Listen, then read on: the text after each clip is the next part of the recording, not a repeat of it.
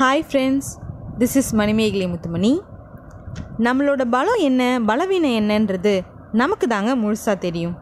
ஆனால் நம்மளில் நிறைய பேர் அடுத்தவங்க சொல்கிறத வச்சு நம்மளோட பலத்தை கால்குலேட் பண்ணிக்கிறோம். அடுத்தவங்க என்ன பண்ணுவாங்க, அவங்க இது வரைக்கும் அவங்களோட அனுபவங்களை வச்சு இவ்வளோ தான் ஒரு ஆளோட பலம் அப்படின்னு கணிச்சு வச்சுருப்பாங்க.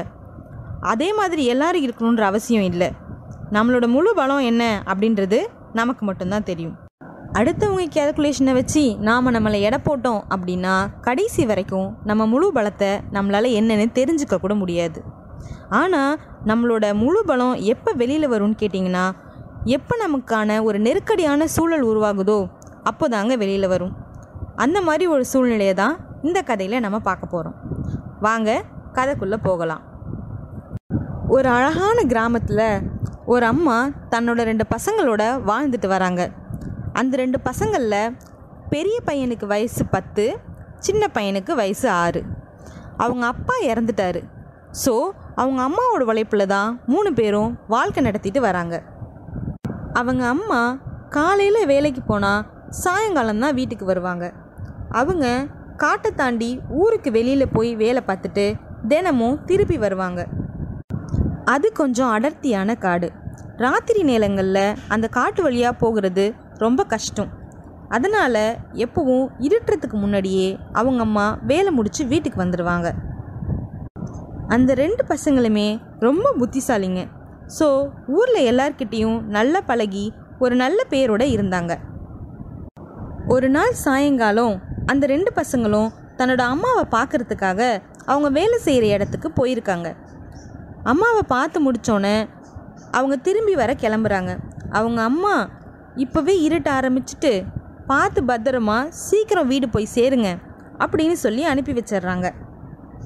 அந்த பசங்க காட்டு வழியில் வழி தெரியாமல் கொஞ்சம் சுற்றிடுறாங்க. ஸோ இருட்டிடுது. அந்த வழியாக வர ரொம்பவே சிரமப்படுறாங்க. வெறும் நிலா வெளிச்சம் மட்டும்தான். இப்படியே காட்டுக்குள்ளே இவங்க சுற்றிட்டு இருக்க நேரத்தில் அவங்க அம்மா வீடு வந்தே சேர்ந்துடுறாங்க. வீடு வந்து சேர்ந்த அம்மா இன்னும் பசங்களை காணுமே அப்படின்னு தேட ஆரம்பிக்கிறாங்க. இந்த விஷயம் ஊரில் இருக்க எல்லாத்துக்கும் தெரிய அந்த ஊரில் உள்ள மக்கள் எல்லாம் அந்த வீட்டில் வந்து குமிஞ்சிடுறாங்க. இந்த 2 பசங்களும் ஒரு வழியை கண்டுபிடிச்சி வந்துட்டு இருக்கும்போது 2 பேரில் பெரிய பையன் ஒரு குழிக்குள்ளே விழுந்துடுறான். சின்ன பையனுக்கோ என்ன பண்ணுறதுனே தெரியல. சுற்றி முற்றி பார்க்குறான். காப்பாற்றுங்க காப்பாற்றுங்கன்னு கத்தி பார்க்குறான். ஆனால் சுற்று வட்டாரத்தில் யாருமே இருக்கிற மாதிரி தெரியல. கடைசியில் வேறு வழியே இல்லைன்னு தெரிஞ்சதும் முட்டி மோதி தன்னோட முழு பலத்தையும் உபயோகப்படுத்தி அவனே அவனோட அண்ணனை குழியிலேருந்து வெளியில் தூக்கிடுறான். இப்போ 2 பேரும் ஒரு வழியாக வீடு வந்து சேர்ந்துடுறாங்க. வீட்டுக்கு வந்தோடனே அவங்க அம்மா கிட்டேயும் அங்கே இருந்த ஊர் மக்கள்கிட்டையும் நடந்ததை சொல்கிறாங்க. ஆனால் அந்த விஷயத்தை யாருமே நம்பலை, அவங்க அம்மா உட்பட. நீயோ 6 வயசு பையன், உன்னால் எப்படி ஒரு 10 வயசு பையனை தூக்கியிருக்க முடியும் அப்படின்னு கேள்வி கேட்டாங்க. அப்புறம் என்ன சொல்லிட்டாங்க, சின்னவன் தான் குழியில் விழுந்திருப்பான், பெரியவன் தான் அவனை தூக்கி விட்டுருப்பான், இந்த பசங்க மாற்றி சொல்கிறாங்க அப்படின்னு சொல்லிடுறாங்க. ஆக மொத்தம் கடைசி வரைக்கும் சின்னவன் தான் பெரியவனை தூக்குனா அப்படின்ற உண்மையை யாருமே நம்பலை, அதை ஒத்துக்கவும் இல்லை. அந்த பையனால் இது எப்படி முடிஞ்சதுன்னு நாம் யோசித்து பார்த்தோன்னா 2 காரணம் இருக்கும். உன்னால் இது முடியாதுன்னோ இல்லை பெரியவனை தூக்குற அளவுக்கு உன்கிட்ட பலம் இல்லைன்னோ சொல்கிறதுக்கு அவன் பக்கத்தில் யாருமே இல்லை.